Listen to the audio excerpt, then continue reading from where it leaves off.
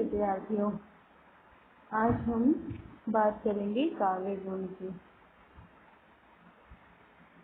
काव्य गुण मतलब काव्य में क्या क्या गुण होते हैं। तो विद्वान लोगों ने इस पर विचार विमर्श किया है और उन्होंने काव्य के गुणों के बारे में व्याख्या की है। तो उनके विचारों का, उनके चिंतन का जो सार है उसका हम अध्ययन करेंगे कि काव्य गुण किसे कहते हैं, ये कितने प्रकार के होते हैं, इनमें क्या क्या विशेषताएं होती हैं, इस बात को हम देखेंगे।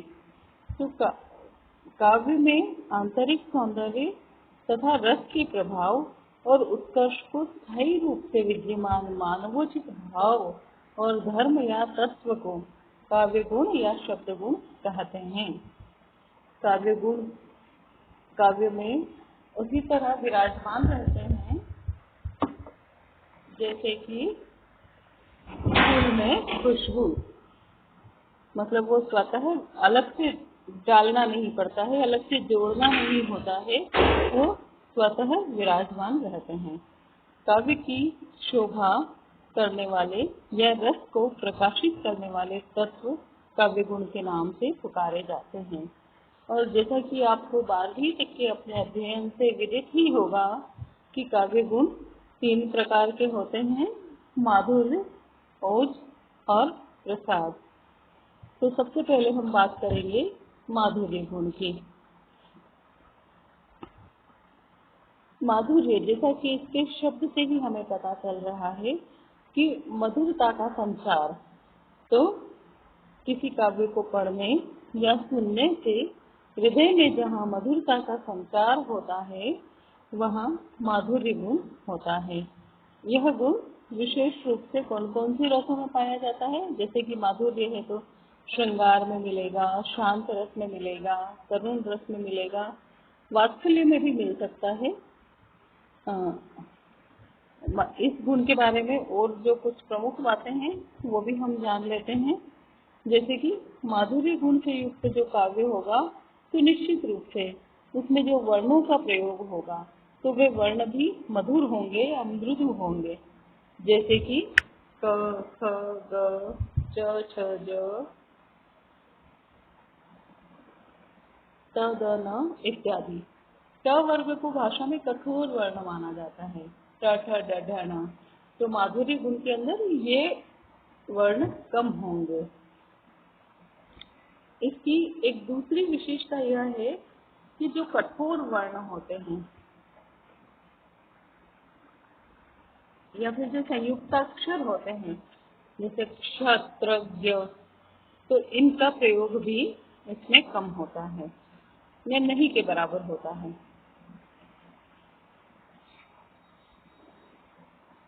अगली एक विशेषता यह है कि माधुर्य गुण के अंदर अनुनासिक वर्ण अधिकता से पाए जाते हैं और भाषा भी इसकी सरल सहज होती है। तो इसमें समास का अभाव होता है या फिर एकदम कोई एक आध कभी आ जाए तो आ जाए। तो इस तरह से हम ये समझेंगे कि माधुर्य गुण काव्य में वहाँ होता है जहाँ वात्सल्य, श्रृंगार, शांत रस इत्यादि का प्रयोग होता है और मधुर वर्णों का प्रयोग होता है। भाषा सरल होती है और वो कर्णप्रिय होते हैं, उनमें आर्द्रता होती है, समास रहितता होती है, चित्त की द्रवणशीलता होती है और प्रसन्नता कारक जो काव्य होता है उसे माधुर्य गुणयुक्त काव्य कहते हैं। उदाहरण: बसो मोरे नैनन में नंदलाल, मोहिनी मूरत सांवरी सूरत, नैना बने विशाल।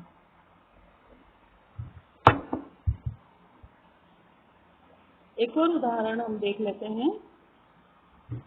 कंकन किंकिन नुपुर धुनि सुनि, कहत लखन सन राम हृदय धुनि। श्रृंगार रस से पिता के कंकन की गहनी की ध्वनि सुनकर राम और लक्ष्मण के हृदय आह्लादित हुए।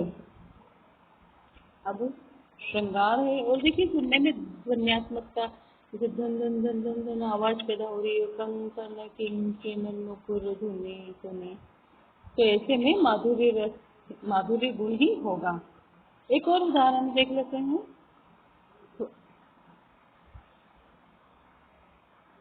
फटा हुआ है नील वसन क्या, ओ यौवन की मतवाली, देख अकिंचन जगत लूटता, छवि तेरी भोली भाली। तो इस तरह से हमने देखा माधुर्य गुण के बारे में हमने पढ़ा। आगे हम पढ़ेंगे ओज गुण के बारे में। ओज गुण किसे कहते हैं, ओज का अर्थ क्या है। तो जैसे कि ओज शब्द से ही आभासित हो रहा है कि ओज गुण वहाँ होता है जहाँ तेज, प्रताप, दीप्ति, आभा, वीरता इत्यादि की बात हो। और जब हम ये कह रहे हैं कि ओज गुण वहाँ होता है जहाँ तेज, प्रताप, दीप्ति, आभा, वीरता की बात हो, तो जाहिर सी बात है कि वीर रस में इसका प्रयोग प्रधानता से होता है।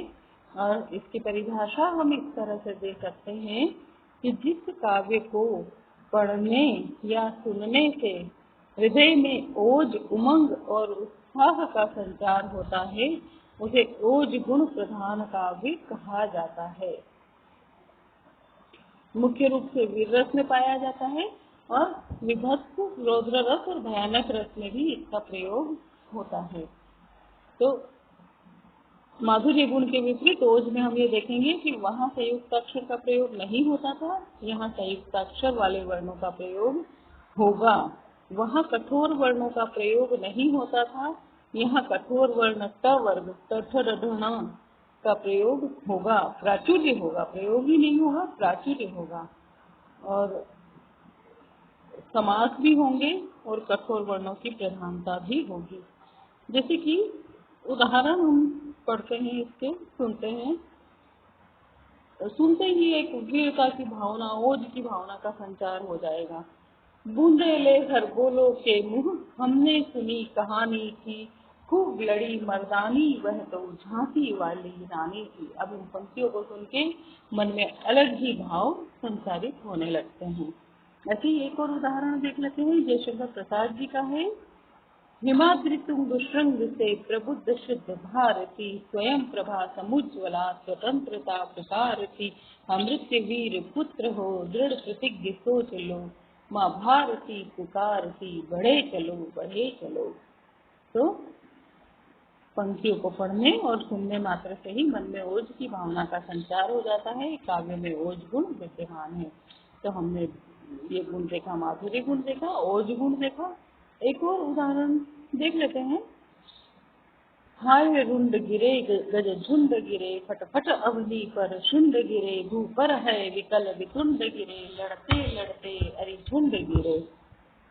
अगला एक गुण है प्रसाद गुण। बिल्कुल न माधुर्य न ओज, बिल्कुल शांत रहने की बात प्रसाद गुण, निर्मलता की बात प्रसाद गुण, प्रसन्नता की बात प्रसाद गुण। तो प्रसाद का शाब्दिक अर्थ भी यही है, निर्मलता और प्रसन्नता। जिस काव्य को पढ़ने या सुनने से हृदय या मन खिल जाए, हृदयगत शांति का बोध हो, उसे प्रसाद गुण कहते हैं। इस गुण से युक्त काव्य सरल होता है, सुबोध होता है और समझ में आने वाला होता है। और बात को समझने के लिए हम कह सकते हैं कि जैसे सूखे ईंधन में अग्नि तत्काल व्याप्त हो जाती है, वैसे प्रसाद गुण युक्त रचना भी हमारे हृदय में तुरंत समा जाती है। ये सभी रसों में पाया जा सकता है और पाया जाता भी है। जैसे जीवन भर आतप सह वसुधा पर छाया करता है, तुच्छ पत्र की भी स्वकर्म में कैसी तत्परता है। एक और उदाहरण हम देख लेते हैं। विस्तृत नभ का कोई कोना, महादेवी जी की पंक्तियां हैं। मेरा न कभी अपना होना, विस्तृत नभ का कोई कोना, मेरा न कभी अपना होना, परिचय इतना इतिहास यही, उमड़ी कल थी मिट आज चली। तो इस तरह से आज हमने बात की ओज गुण, प्रसाद गुण और माधुर्य गुण की। आप इस व्याख्यान को 2 बार सुनिए, आपको निश्चित रूप से समझ आएगा। याद भी हो जाएगा, क्योंकि जो उदाहरण भी दिए वो बड़ी प्रचलित सी पंक्तियां हैं, कोई नई जटिल पंक्तियां लाकर मैंने नहीं रखी है। तो इसे याद कर लीजिए, परीक्षा में आएगा, नंबर मिलेंगे और यूँ भी ज्ञान होना चाहिए। चलिए, इस व्याख्यान के लिए इतना ही। धन्यवाद।